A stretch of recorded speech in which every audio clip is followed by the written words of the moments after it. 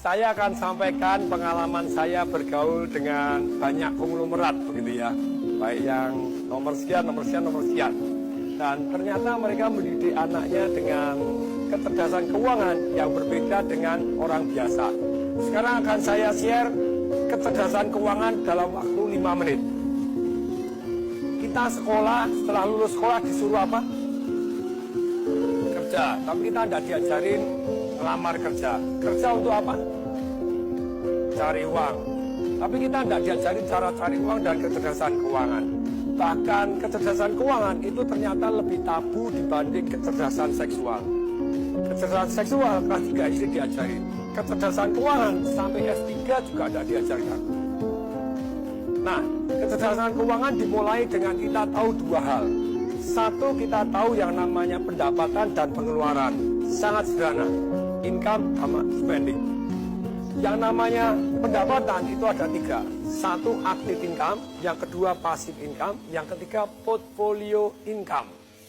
Active income ada 3. Satu adalah kita sebagai karyawan, itu active income.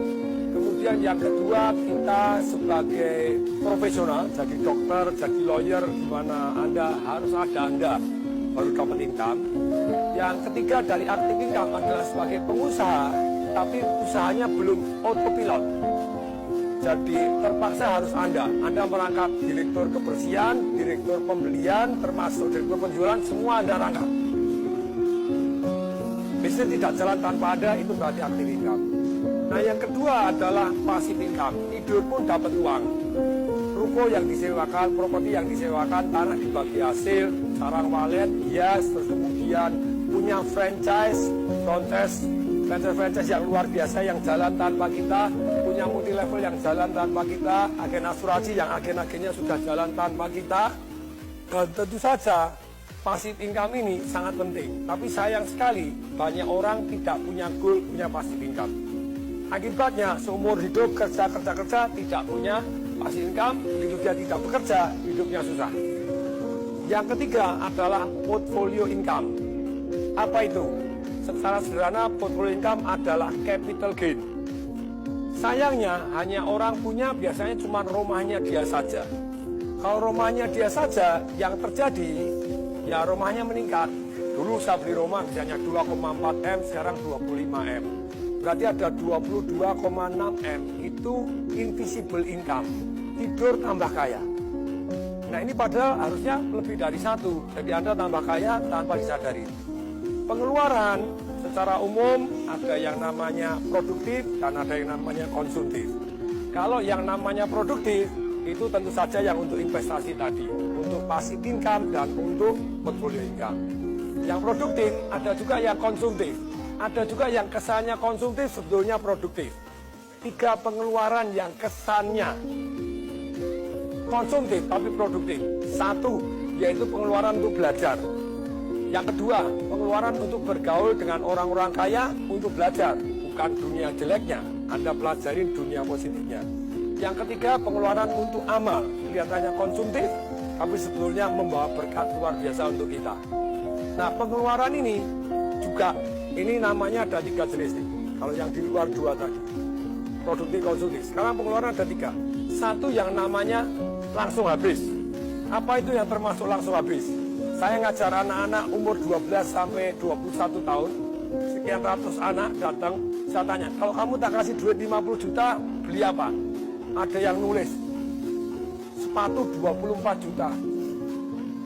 Sepatu apa 24 juta? Dia nyebutkan merek tertentu, Pak Tong ketinggalan. Keren Pak Tong, itu pengeluaran langsung hilang. 3 tahun kemudian dijual sepatunya laku nggak? Langsung habis. Anda makan, Anda beli baju, beli apa itu langsung hilang. Pengeluaran langsung hilang. Jadi konsumtif langsung hilang. Yang kedua, passive spending. Apa itu passive spending? Anda langganan macam-macam gitu ya, yang tidak Anda pakai, termasuk karyawan tidak produktif. Kemudian Anda beli mobil yang sebetulnya tidak harus, setiap bulan harus keluar, bensin keluar. Ini semuanya passive spending. Tidur pun tetap harus Anda keluar. Ini berat, saya sangat menghindari ini. Kemudian yang ketiga, itu adalah invisible spending. Tidur pun Anda dirampok tanpa Anda tahu. Contohnya harga mobil. Saya dulu beli mobil 2009 Mercedes kelas 1850, 1.850.000. Begitu tahun lalu saya jual 350. Hilang 1,5 M. Untungnya saya belinya pakai passive income, jadi aman. Jadi gini, pelajarannya adalah begini. Selama Anda belum punya income, saya bilang seperti anak-anak kecil tadi, negara ini bangkrut, rakyat-rakyatnya miskin. Kenapa? Karena belum punya income, sudah pinter boros-boros. Yang kedua, banyak orang miskin tetap miskin karena baru aktif income, sudah kebanyakan gaya. Menurut hukum fisika, hukum alam ciptaan Tuhan, gaya sebanding lurus dengan tekanan. Kalau hidup Anda kebanyakan tekanan, berarti kebanyakan gaya. Jadi begini, boleh nggak kita gaya? Boleh. Ketika pasif income Anda jauh lebih besar dibanding gaya hidup Anda, maka Anda hidupnya tanpa tekanan. Semoga mulai hari ini kecerdasan keuangan juga diajarkan di sekolah. Salam dahsyat.